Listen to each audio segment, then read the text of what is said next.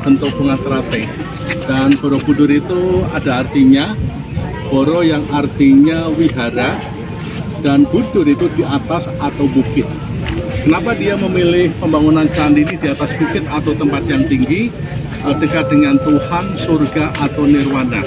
Yang kedua juga dekat dengan unsur air, dengan air sebagai sumber kehidupan, juga dikelilingi perbukitan pegunungan, bahan bakunya mudah didapatkan yang berasal dari gunung-gunung.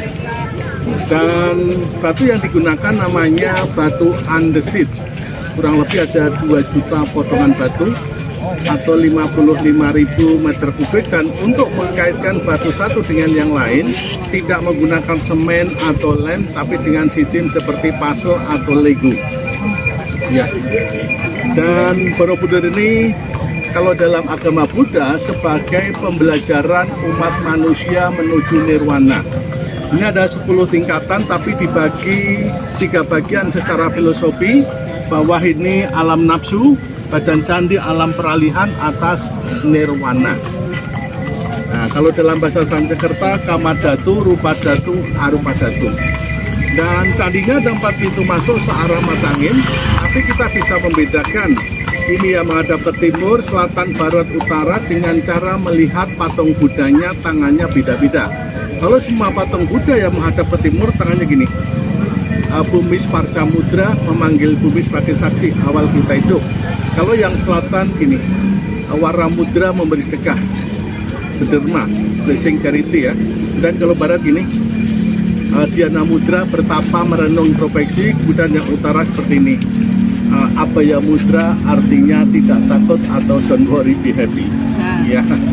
Ya, kemudian yang di tingkat 6 menghadap skala penjuru ada 64 patung Buddha dengan tangan seperti ini, Vitarka Mudra artinya mengajar atau memberi alasan. Kemudian yang ada di dalam stupa ada 72 dengan tangan seperti ini, Dharma Cakra Mudra artinya roda kehidupan atau circle of life.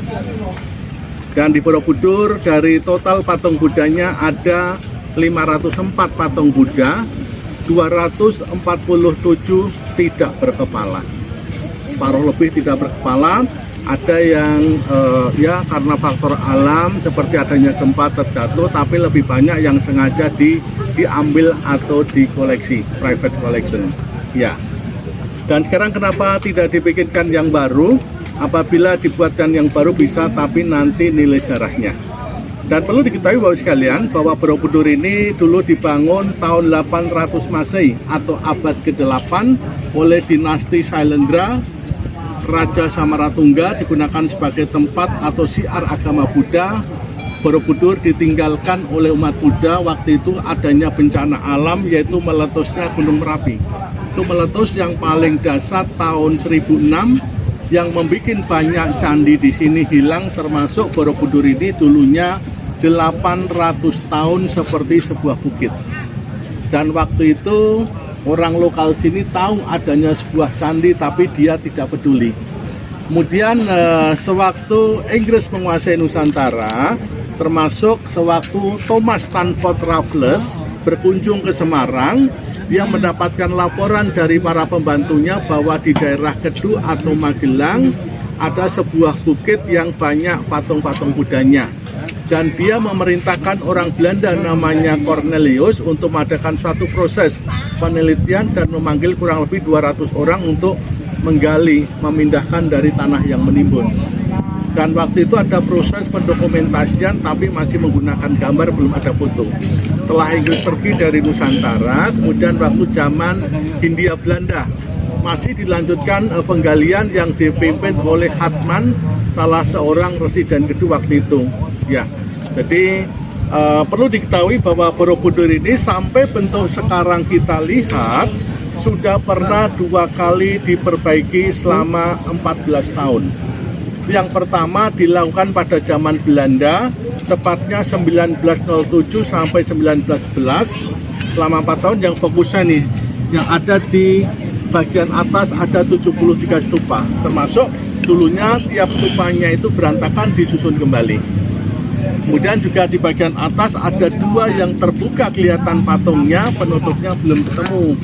Kemudian renovasi yang kedua itu oleh pemerintah Indonesia dibantu oleh UNESCO tahun 1973 sampai 1983 yang fokusnya di badan candi, karena apabila ada gempa susunan batunya akan melebar, kemudian sewaktu musim penghujan air masuk membuat tanah di dalamnya kan lembek kan, jadi dikhawatirkan banyak kemiringan, juga dikhawatirkan akan longsor.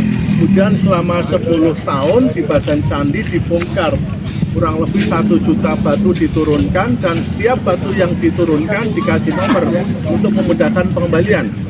Dan setelah batu diangkat, bagian teknik sipil proses pembetonan tiap lantai, ada pengecoran, kemudian yang ketiga itu ada pemasangan pipa saluran air.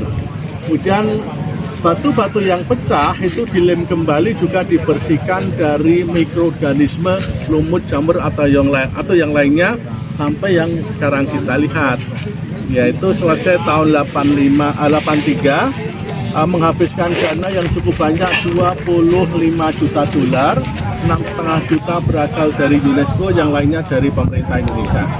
Dan 2 tahun kemudian, tepatnya tanggal 21 Januari 85, di Borobudur ada pengeboman. Jadi waktu itu seseorang atau kelompok menaruh 11 bom, dari jenis bomnya TNT, seperti granat, dimasukkan di tiap stupa. Ada 9 bom meledak, 9 stupa itu hancur berantakan. Jadi pelakunya juga orang Indonesia. Waktu itu alasannya tidak suka pada pemerintahan, yang kedua untuk menarik opini dunia bahwa di sini ada suatu gerakan, kalau sekarang seperti teroris itu. Tahun 85 pada masa zamannya Bapak Soeharto itu. Itu selama 4 bulan batu-batu yang pecah tadi dicari, disusun kembali, dan yang sudah tidak bisa dikembalikan diganti dengan batu baru yang ada tanda titiknya. Nanti saya tunjukkan yang batu barunya. Oke, kita lanjutkan. Mau foto dulu Bapak Ibu?